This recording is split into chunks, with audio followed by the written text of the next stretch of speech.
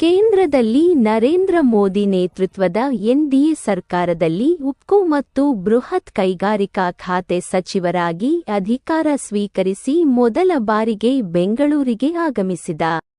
H D. ಕುಮಾರಸ್ವಾಮಿಯವರಿಗೆ ಭವ್ಯವಾದ ಸ್ವಾಗತ ಕಾರ್ಯಕ್ರಮದಲ್ಲಿ ಪಾಲ್ಗೊಂಡಿದ್ದ ಶಿಡ್ಲಘಟ್ಟ ವಿಧಾನಸಭೆ ಕ್ಷೇತ್ರದ ಶಾಸಕ ರವಿಕುಮಾರ್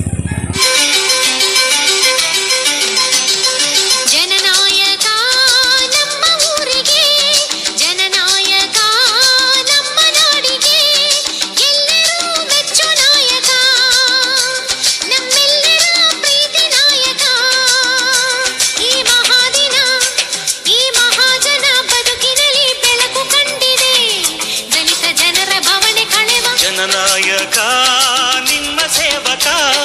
ಜನಸೇವೆಯ ಜನ್ಮ ಸಾರ್ಥಕ ವಂದಿಸುವೆ ಹೃದಯ ಪೂರ್ವಕ ಈ ವಿಜಯ ಹರುಷದಾಯಕ ಈ ಮಹಾದಿನ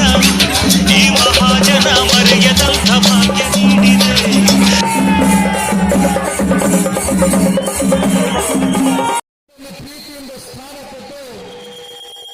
ಹೃದಯವಂತನ ಸ್ಥಾನ ಕೊಟ್ಟು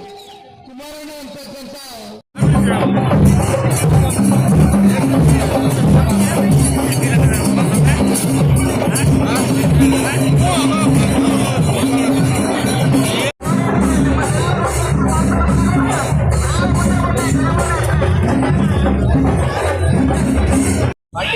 ಈ ಒಂದು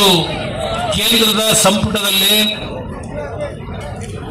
ನರೇಂದ್ರ ಮೋದಿ ಅವರ ನಾಯಕತ್ವದಲ್ಲಿ ಪ್ರಥಮ ಇಲಾಖೆಗಳಲ್ಲಿ ಇರ್ತಕ್ಕಂಥ ದೊಡ್ಡ ದೊಡ್ಡ ಕಾರ್ಖಾನೆಗಳಿದ್ದೇವೆ, ಪಬ್ಲಿಕ್ ಸೆಕ್ಟರ್ ಕಾರ್ಖಾನೆಗಳು.